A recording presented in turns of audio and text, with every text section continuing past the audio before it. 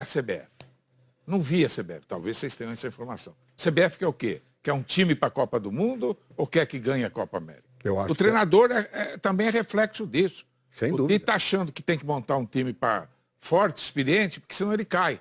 Senão ele não continua com o técnico. Se não ganhar a Copa América, o Brasil não for bem, ele vai ser demitido. A CBF tem que dar um exemplo. Eu quero um time para a Copa do Mundo. Claro. O treinador vai trabalhar até a Copa do Mundo. Então ele pode fazer experiência na Copa América. Mas Marco, bom tema. Vamos levantar esse tema aqui já. O treinador vive esse dilema. Temos um treinador aqui na atividade e um treinador mega que por um triz não foi técnico da seleção brasileira. Porque o fato da gente ter algumas outras competições no calendário, além da Copa do Mundo, me parece que essas competições hoje, elas têm lá sua importância, sua relevância. Né? Só concluindo aqui minha linha de raciocínio. A Copa América, que realmente vem numa sequência meio maluca, todo ano, não faz muito sentido. Ano que vem tem de novo. Podia diminuir. Agora dizem que depois do ano que vem vai acertar. E aí nós teremos a cada 4 anos acompanhando a Euro. Mas em 6 anos teremos 4 Copas América. Mas 15, 16... Pois é, a Copa do Centenário. 19 e 20. É um exagero, certamente, né? Mas é bom lembrar que houve uma ruptura, tanto na Comebol, como na CBF, como na Federação Uruguaia. Na AFA, mais ou menos, que o Grondoninha está lá, então mais ou menos. Mas, e paga o preço. A Argentina paga o preço por isso. Mas houve uma ruptura. Nós temos figuras diferentes aí. Vamos ver como isso vai se apresentar. Mas voltando à linha de raciocínio que o Marco Antônio estabelece, para ouvir vocês... Que o dirigente tem que ter uma meta. Pois é. Treinador. Assim, a meta qual é? Eu estou deduzindo, Marco Antônio. Para um ano ou é para uma Copa do Mundo, que é a coisa mais importante? Claro, eu estou deduzindo, assim, porque tive na CBF... conversando com algumas pessoas, apresentei lá o sorteio da Copa do Brasil, fui recebido com muito respeito por todos lá e a gente conversa sobre tudo. Assim, a percepção que eu tenho, ninguém me cravou, é de que existe uma vontade de que seja algo para ser competitivo na Copa América. Claro, que é uma competição em casa, que é importante vencer essa competição e que uma vitória dá mais tranquilidade para a comissão técnica seguir o seu trabalho, né? Porque uma derrota... Então o Tite convocou bem. Pois é, então é isso que eu quero colocar para vocês. Eu vou até começar pelo Roger, e depois vou ouvir os amigos, porque assim, eu tenho só uma coisa que eu gostaria de dizer, que eu provavelmente vou ficar contra a opinião da maioria até. Porque eu não achei problema nenhum o Tite dizer que vai conversar com o Neymar quando ele se apresentar. Que não conversou com o Neymar ainda, ele foi sincero. Podia ter combinado com o Neymar, vou dizer que falei com você aqui, que deu um modo descompus. Não falei com o cara ainda.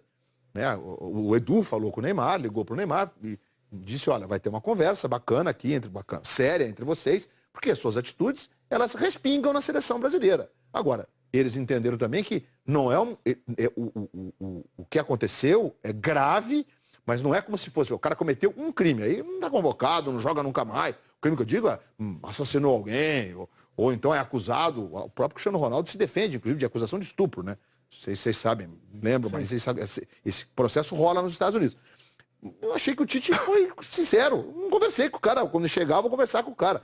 Agora, não vai convocar o Neymar para uma Copa América no Brasil? Tem sentido. Não tem sentido. Eu vi o Roger. Unir a própria seleção, né? Claro. Unir a própria seleção. Unir a seleção. Eu só fazer um adendo a essa questão do Tite. Acho que ele foi sincero, e o Tite é um cara sincero, ele é muito exposto nesse sentido. Só acho que ele não poderia ter ido para essa coletiva sem ter conversado com o Neymar. Ele falou na coletiva, eu fui para a China ver o Renato Augusto, eu fui para a Espanha ver não sei quem. Não podia dar uma passadinha em Paris? Um jantarzinho em Paris com o Neymar? Para chegar na coletiva e ter o que dizer. Porque a sensação que deu é que ele ficou fugindo do assunto, né? Porque ele efetivamente não tinha conversado com o Neymar. Efetivamente. E faltou uma resposta um pouco mais, porque ele sabia que todo mundo... Tanto que ele levou a transcrição da entrevista dele sobre o Douglas Costa. Estava transcrito lá, porque ele sabia que iam perguntar isso para ele. Acho que a única falha dele foi não ter feito essa conversa antes. Que ele não fez? Acho que não fez. Mas deveria ter feito. Perfeito. Para ter resposta na coletiva. Perfeito. Ô, Roger, você como treinador nativa, como é que você interpreta isso? Porque a seleção é um desafio mega, né? Então, a seleção ela está passando por um processo de renovação, naturalmente. Né? E quando se tem uma competição do porte que a Copa América adquiriu por ser no Brasil, né? E todo esse contexto que ele está envolvido, né? Eu acredito que o Tite fez as melhores escolhas para esse momento.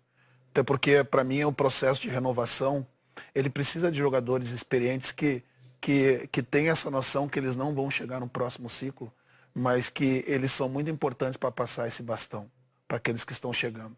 E para que eles, de posse de toda essa experiência e essa casca que eles adquiriram muito nos insucessos que eles tiveram na carreira, eles possam ser o guarda-chuva desses que estão chegando na seleção e vão receber toda a carga e a pressão, né, de uma seleção que não conquista há muito tempo. Então, para o momento, para o contexto, eu vejo como a melhor convocação para a Copa América que a gente vai entrar na disputa. Né, com relação ao evento do Neymar, claro que a gente não aprova a atitude que ele tomou, né, mas a gente também tem que fazer um pouco de exercício de empatia, né, e se colocar na condição de um atleta que aos olhos do Brasil e do mundo, né, gera uma expectativa muito grande. E outro dia, acho que eu vi num dos programas do canal, alguém fazendo um exercício jornalístico e pegando alguns adjetivos que eram atribuídos ao Cristiano Ronaldo por volta da mesma idade que o Neymar tinha. E eram adjetivos muito parecidos com o que o Cristiano Ronaldo, que hoje atribui ao Neymar. Então, para mim é um processo de maturidade, né, que o Neymar está passando, inegavelmente. É um jogador extremamente importante para a seleção. Né, mas por vezes a nossa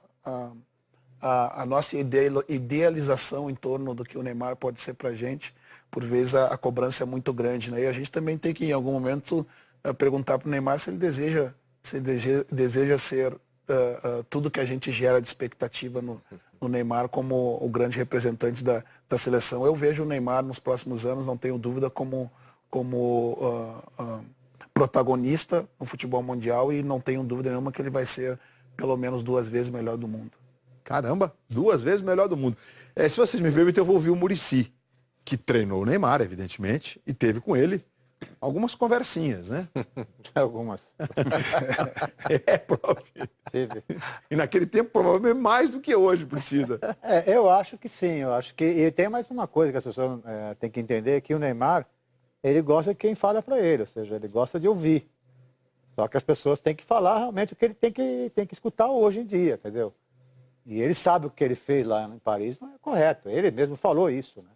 Ele tem que saber. Se a gente, eu, o Roger, que somos treinadores, se a gente for brigar com todo mundo que chama de burro, pô, é brincadeira. Já sai no tapa todo dia, pô. Então a gente tem que ter um pouco de paciência com isso, né? E ele tem que saber que ele estava sendo preparado para ser o melhor do mundo. E para ser o melhor do mundo tem que ter um pouco mais de sacrifício. Eu acho que nós temos que falar mais dele dentro do campo, né? Do que fora. Nós estamos discutindo o Neymar muito fora do campo. Só que todo dia ele entrou no jogo lá, fez de cobertura lindo o gol. Nós nem falamos nesse gol. Gol bonito. Ele jogou e voltou. No dia do soquinho, então, fez um escanteio que é um passe. Não, ele voltou jogando muito bem, sabe? Então a gente tem que falar mais dele. Mas você diz de entrega, só sem querer interromper seu raciocínio, mas porque não haja uma má interpretação. Eu acho que eu estou interpretando corretamente. A entrega, no sentido de querer ser o melhor do mundo, no caso do Neymar, não é dentro do campo. No caso do Neymar, é o conjunto que envolve. Claro, não, dentro do campo ele está dando resposta e ele vai ser um dos melhores do mundo, né? Só que eu acho que tem que ter um pouquinho de sacrifício fora do campo também, né? Muitas coisas eu acho que ele tem que estar mais ligado dentro do campo. Mas isso passa pelas pessoas, eu já falei isso várias vezes, e se eu encontrar uma hora eu vou falar, passa pelas pessoas que estão do lado dele, falar um pouco as coisas para ele que ele tem que ouvir. Entendeu? Tem que falar, olha, Neymar, aqui não tá legal, isso aqui não tá bom. Senão você fica, tá bom, porque é o que parece, né? Parece que ele só ouve isso. E ele tem que ouvir o não. E ele aceita. Eu conheço muito bem ele como pessoa, ele aceita. Ele aceita alguém falar, olha, aqui tá errado, aqui tá certo. E ele procurar realmente, se ele quer ser o melhor do mundo, se focar um pouco mais. Porque com certeza o cara tem que ter o foco para isso. Não é só jogar. Ele tem que estar ligado nisso o tempo todo. Ele tem que ter isso na cabeça como um objetivo maior dele. Agora, para isso acontecer, eu acho, na minha opinião, que eu também nunca me preocupei com o jogador fora do campo. Ou seja, eu não quero saber se ele vai para onde. Para mim não me interessa. Eu quero que ele chegue lá amanhã, 9 horas da manhã, e treina e joga bem. E se ele não chegar lá essa hora e não estiver bem, é claro que ele está fazendo alguma coisa errada. Isso não me interessa. Mas, ao mesmo tempo, a imagem dele não faz bem para ele. Eu sinto ele nervoso, eu sinto ele pilhado com isso. O Neymar nunca foi assim, de dar soco em ninguém. O cara é agradável demais.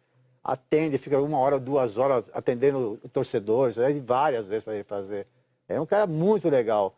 Agora, eu acho que ele tem que se preocupar um pouco lá fora do campo, sim. Focar no que ele tem que fazer, que é ser o melhor do mundo dentro do campo. Ô Caio, aproveitando que eu gostaria de ouvir os companheiros sobre esse tema que é tão importante, há 25 dias da abertura da Copa América no Brasil, com 2 amistosos antes da Copa América, contra o Catar em Brasília e contra Honduras no Rio Grande do Sul, em Porto Alegre. A Copa América aqui, ó, que legal. Então, dá uma passada aqui antes de ouvir o Caio sobre um outro tema que envolveu a convocação e o caso do Neymar. De 14 de junho a 7 de julho, o Brasil estreia dia 14 no Morumbi contra a Bolívia, depois joga na Fonte Nova dia 18 contra a Venezuela e na Arena Corinthians contra o Peru no dia 22. Rapaz, esse deve ser o jogo mais legal da primeira fase. Em quiser, a Venezuela, a seleção tem feito bons amistosos ultimamente aí, né?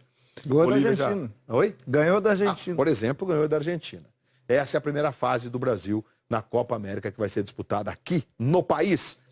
E mais uma vez, na quarta, que é dia 5, 6, 7, 8, 9, 5, né? 5 e 9, os amistosos contra Catar em Brasília, no estádio Mané Garrincha, Estádio Nacional, e no Beira-Rio, em Porto Alegre. É Beira-Rio ou Arena do Grêmio? Arena Grêmio. Arena Grêmio. Obrigado, Léo Carmona. Arena do Grêmio. Honduras. O amistoso contra Honduras. Caio, gente, só tô me referindo a gente muito capaz da imprensa.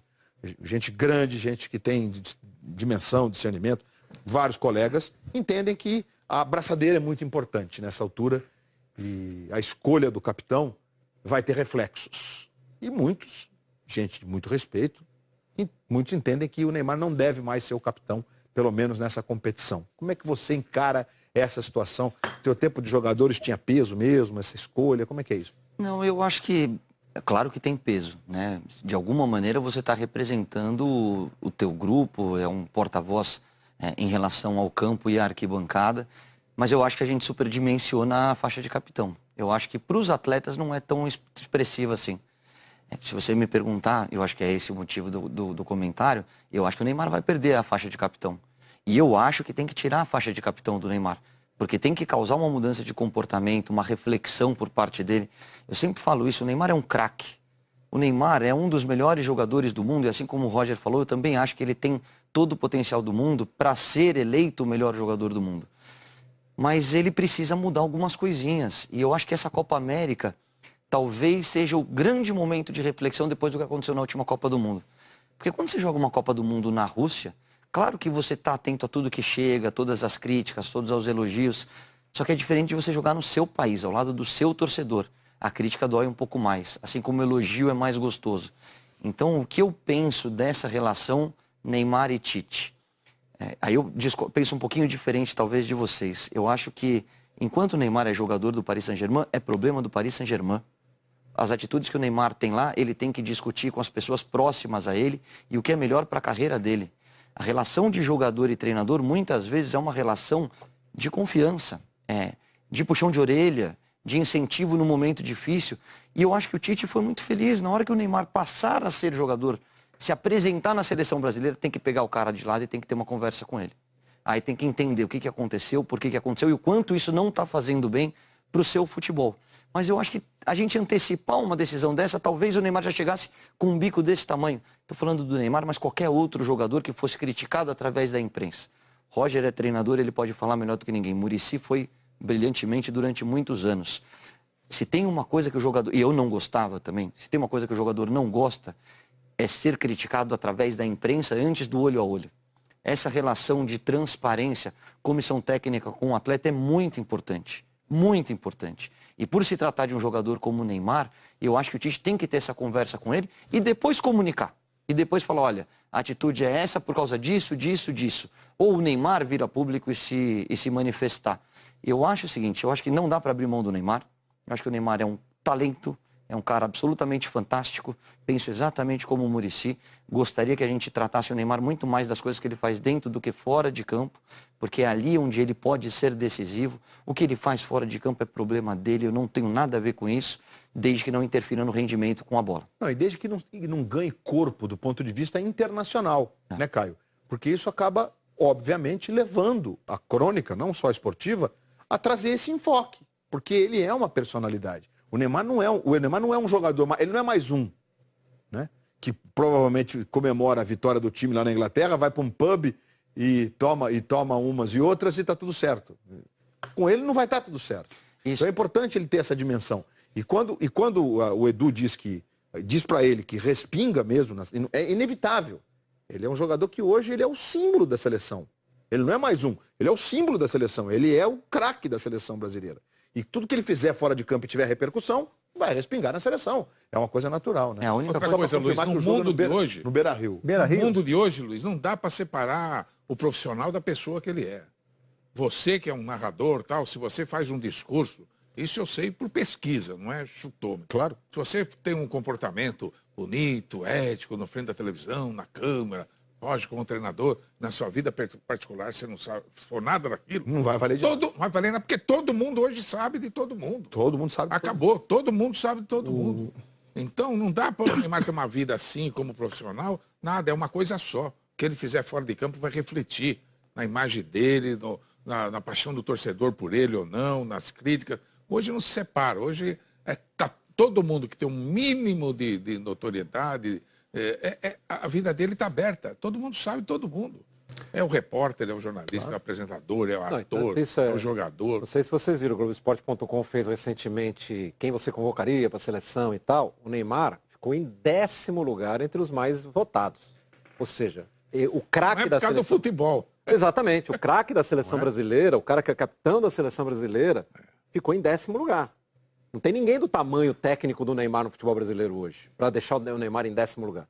Isso já mostra claramente como a vida pessoal dele, todas essas coisas que envolvem o Neymar, estão interferindo na idolatria do brasileiro por ele. O que é triste, porque ele é muito, né? Exatamente. Isso é muito sério. Isso que o Milton levanta é muito sério, porque cada povo tem um comportamento. E um exemplo mais clássico é aqui da Argentina.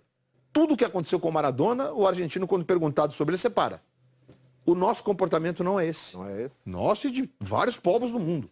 O nosso comportamento tem uma mescla de comportamento fora de campo, extra-campo, e o que está sendo visto pelas pessoas. E como disse o Bodão, como disse o Marco Antônio, hoje realmente as vidas estão devassadas. Claro. Ninguém controla mais. Ninguém mente mais o tempo todo. Ninguém mais tem intimidade. Resumindo, é um pouco isso. O que o Neymar tem que fazer, acho que todos aqui concordam, é uma reconstrução da imagem dele.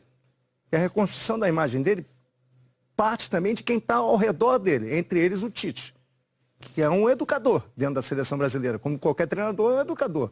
Se todos nós aqui, a maioria aqui é pai. Se um filho pequeno que nós temos, uma criança, comete um erro, a gente vai lá e pune. Castiga, bota de castigo, você não vai ver televisão durante 2 horas, amanhã você não vai jogar bola. Vai assistir jogo só de tal time. Assistir uma perda, tem que ter uma perda para aprender, para atender com os deslizes, com os erros.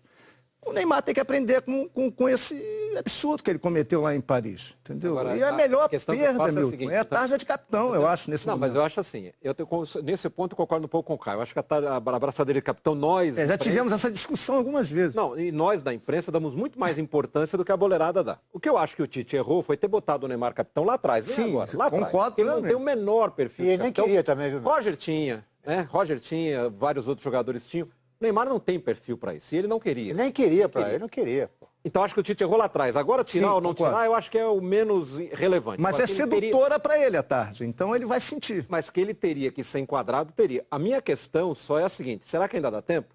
O Neymar já é um cara de 27 anos, ele não é mais criança, né? Ele já correu um monte de coisa na carreira dele, ele já é um cara de 27 anos. E com esse entorno, com essa entourage que ele tem em torno dele ali, babando ovo, né? Para usar uma expressão que o torcedor conhece bem.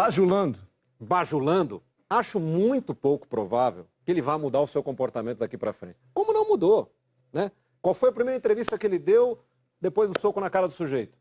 Eu não tenho sangue de barata. Só ele não tem sangue de barata. O Verratti não xingou. 30 jogadores passaram, o cara xingou todos, inclusive de racista e não sei o quê. Xingou o Buffon, xingou o Verratti. E ele foi o único que deu na cara do sujeito. Ele foi o único que deu. Eu falei outro dia isso no Redação, as pessoas não sei se entendem o que eu quero dizer com isso. Tem uma liturgia do cargo. Faz parte da vida do craque, acima da média, tudo que ele ganha, toda a projeção que ele tem, toda a importância que a mídia dá para ele, faz parte da liturgia do cargo, ele ter sangue de barata. Me desculpe, mas faz parte. Ele não tem que dar na cara do sujeito, ele tem que passar porque ele é muito superior ao sujeito.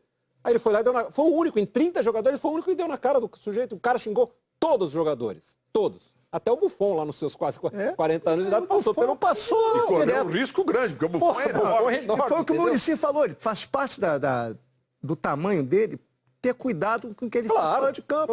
Cuidado que ele, da forma como ele age, é o que diz da postura que ele tem. Ele foi campeão olímpico, Lédio, no Maracanã, medalha foi no lá, peito, foi xingar o cara 100%. Lá. Ele foi brigar com o cara na beirada do gramado, já campeão olímpico, no Maracanã, lotado de brasileiros. Ele foi lá porque o cara passou o jogo criticando, xingando, não sei o quê. Ele com a medalha no peito, ele foi lá na beirada do campo e foi tirar satisfação com o sujeito. Se tiver alguém, muita gente em torno dele, para educar, para mostrar para ele o caminho, isso pode, isso não pode, tem que ser. Senão ele não vai se reconstruir nunca. Isso, porque acho que a nossa, não é nem preocupação, mas a nossa vontade, como disse muito bem o Roger, na explanação que ele fez, a gente idealiza esse cara, né, da seleção, que é o capitão, que é a referência técnica, que é o rapaz que faz sucesso, que tem um jeito de viver que é encantador, por um lado, né? Frequenta as rodas mais legais, e tem avião, tem barco, tudo é um sonho de consumo das pessoas, né? Então, o que isso implica no Neymar gigante enquanto jogador de futebol, né? Dentro do campo ele continua jogando muito bem, só que, claro, as contusões atrapalharam e tal, mas para ser o cara, ser o melhor jogador do mundo, ir lá pegar esse troféu que ele almeja, porque, claro, são esses desafios que movem um cara desse nível. E desse nível que a gente pode colocar hoje, financeiro. Né? Você imagina. O cara, né, como disse, aliás, o pai dele, para você no grande círculo, eu não tenho tão controle que vocês imaginam que eu possa ter. Ele é um homem, ele tem a vida dele, os gostos dele, enfim. Ô, Roger, braçadeira de capitão tem peso nesse caso? Então, talvez não como externamente se dá o peso à braçadeira de capitão. A braçadeira de capitão, para o treinador, ela acaba sendo um representante de uma totalidade, mas muitas vezes a referência da liderança, ela não está na faixa que vai no braço. Muitas vezes, né, Muricy, o capitão não é aquele que sorteia o lado do campo, né, ou que oficialmente é escolhido para ser externamente o capitão. É o cara que exerce a liderança para valer. Né? E existem vários tipos de liderança. Existe a liderança técnica, como é o caso do Neymar, a liderança de perfil, de personalidade, a liderança de conduta profissional. Né? E aí, dentro dessa organização, na gestão do trabalho, em que você tem dentro do mesmo grupo personalidades de indivíduos diferentes e que tem subgrupos, né, que geram afinidades entre eles, né, quando você também adota a escolha de um capitão, você escolhe e identifica algumas características desse indivíduo que ele tem circulação por todos esses subgrupos que tem dentro do grande grupo. Então, há muito mais do que a faixa, a representatividade externa, há uma relação da gestão do grupo que ela é muito maior. Né? E eu concordo com o Muricy quando ele diz que, infelizmente ou felizmente, para que a gente consiga atingir o alto nível em tudo que a gente quer, há algumas renúncias. Né? A gente precisa fazer renúncias. Né? E hoje o nível de exposição que a gente vive em todas as áreas da nossa vida, nada fica escondido mais. E a gente, como um profissional do Bahia hoje, se eu saio na rua, arranjo uma confusão, eu estou levando o nome do Bahia também. Claro. Eu estou prejudicando a instituição, posso estar prejudicando financeiramente a instituição. A imagem do clube hoje ela vale, assim como a imagem do Neymar também é um produto, e acredito que ele cuida bem desse produto. Né? E a liturgia do cargo faz com que a gente tenha que abrir mão de algumas coisas, Milton, né, para conseguir alcançar o que a gente quer. Claro. Eu vou fazer o primeiro intervalo, o papo foi sensacional sobre seleção, não era nem o nosso roteiro, a gente ia começar...